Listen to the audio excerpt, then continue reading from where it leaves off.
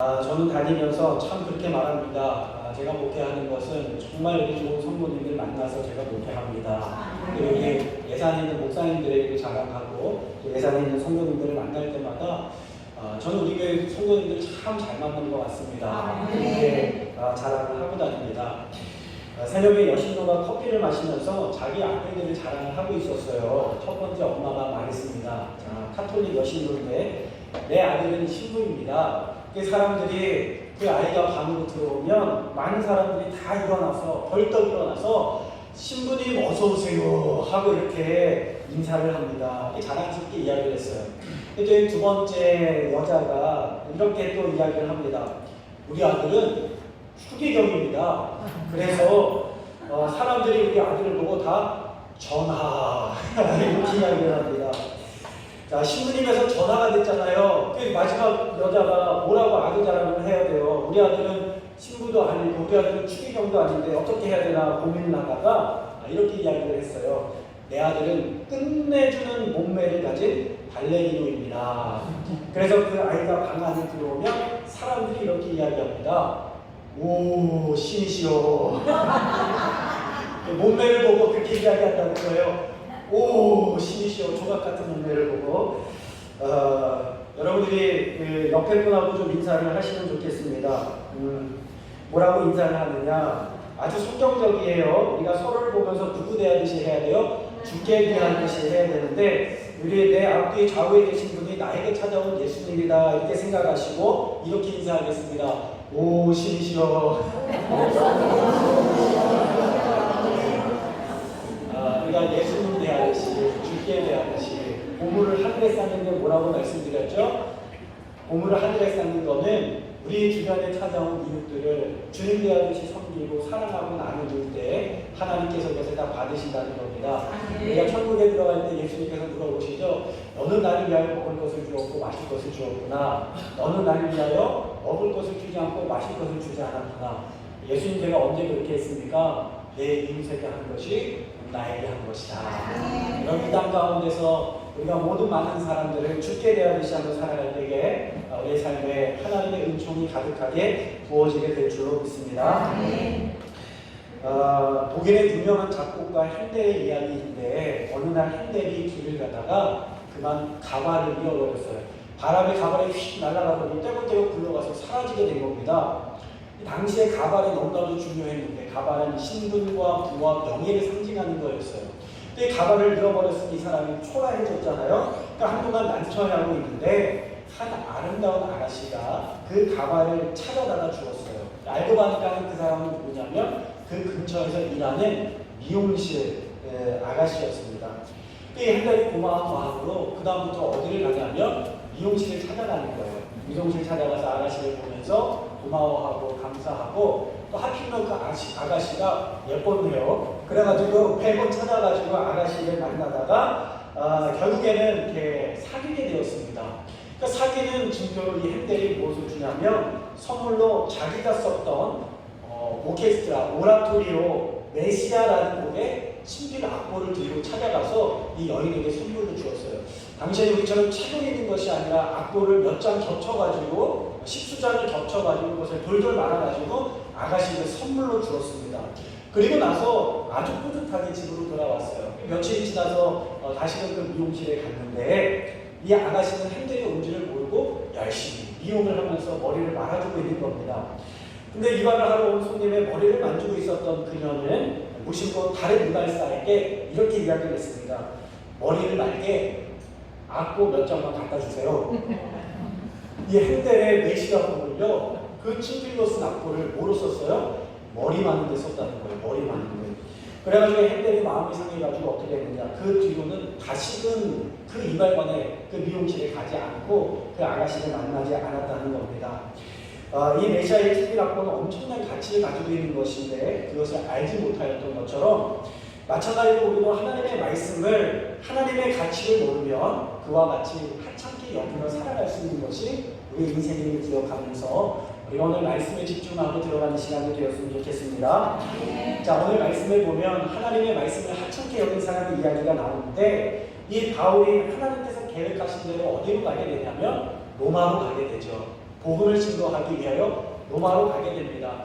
가만히 보면 하나님께서요 놀라운 일들을 행하시는데 이 바울이 로마에 가서 복음을 잘 증거하기 위해서는 그가 자유의 몸으로 가는 것보다 압송을 받아서 군인들의 호의를 받으면서 가는 것이 안전하다고 하나님께서 여기셨던 것 같아요. 그래서 그를 포승줄에 묶어서 군인들에 의해서 로마로 큰 문제 없이 압송하게 됩니다. 그런데 오늘 말씀에 우리가 배워야 될 것이 있는데 우리 인생의 주인이 누구인가? 내 인생의 주인이 누구인가? 누가 되어야 하는가라는 것입니다. 우리 11절의 말씀을 한번 나같이 읽어보도록 하겠습니다. 11절입니다. 시작!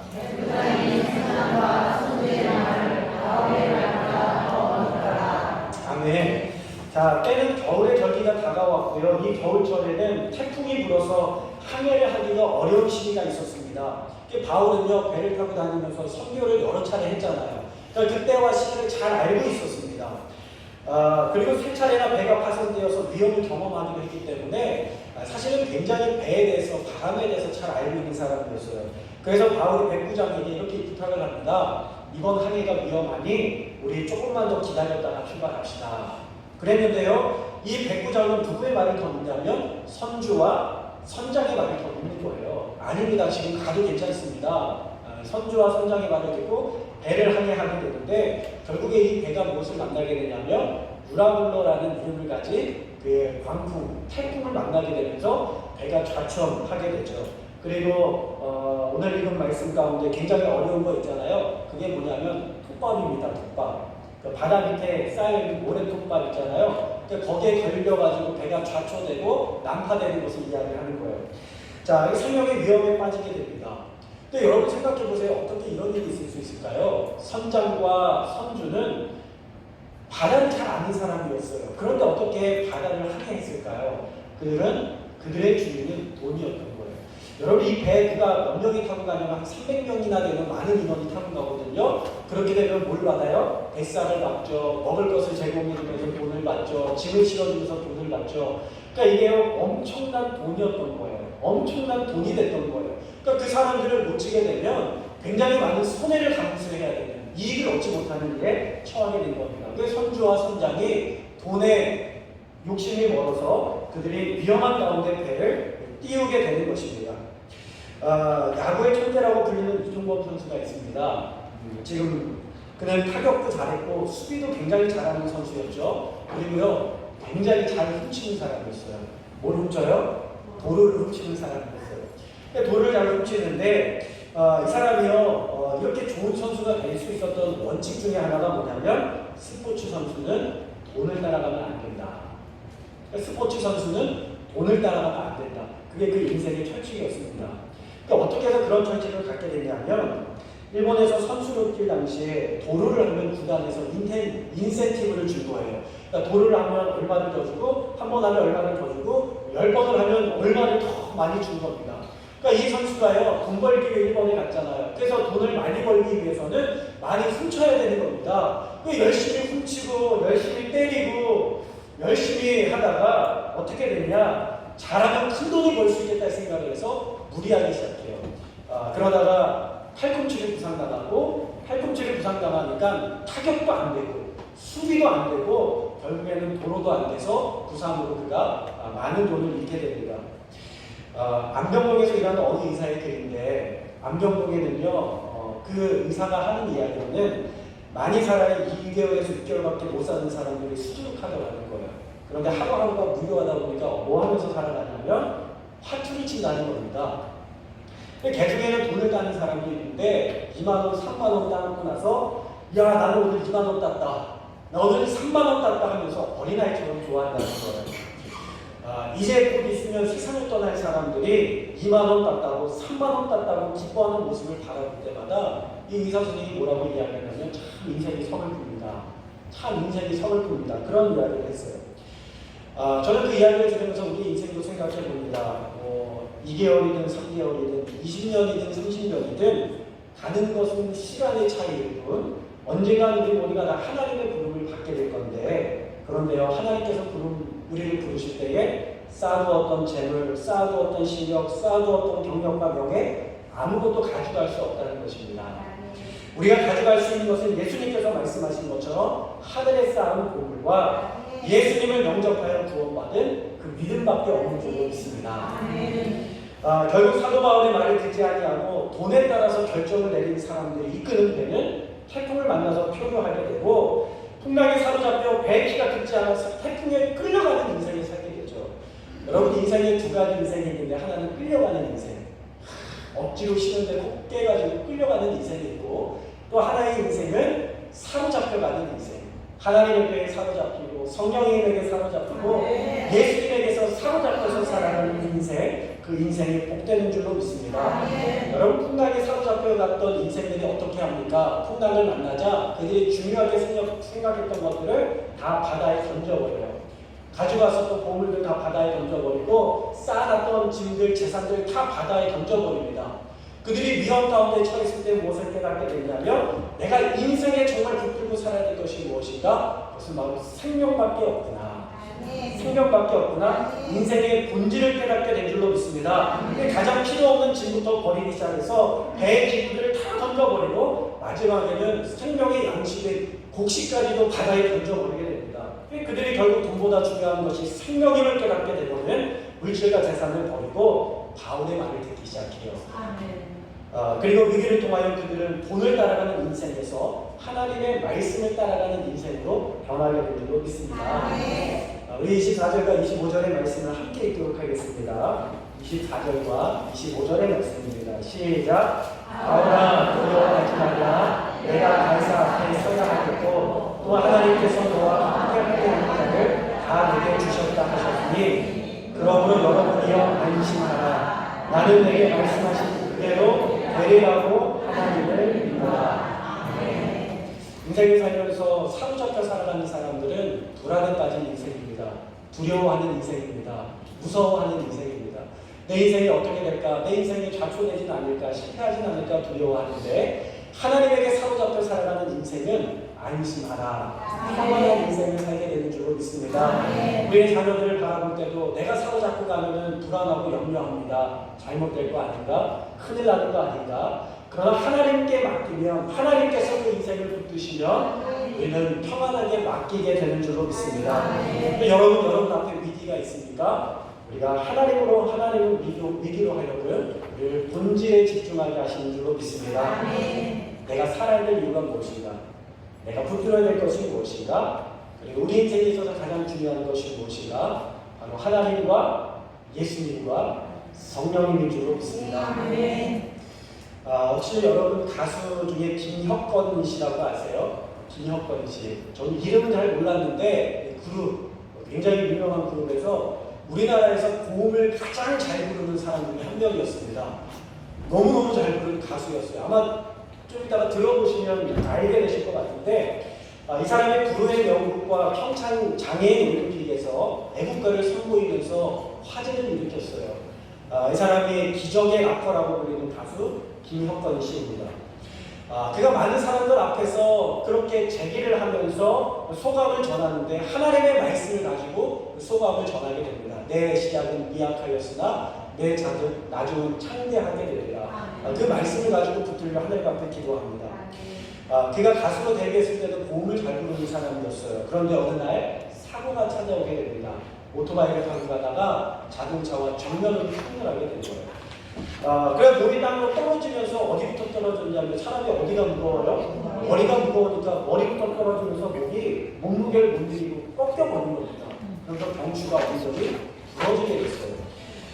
병원에 그가 실려갔을 때는요, 부모님을 만나고 사랑한다는 말을 전한 뒤에 의식을 잃어버리게 됩니다. 그리고 의사들은 부모에게 뭐라고 이야기하냐면, 이렇게 다쳐서 살아난 사례가 없으니 죽음을 준비하세요, 장례를 준비하세요, 이렇게 이야기하고 치료하는 손길을 다 내려놓습니다.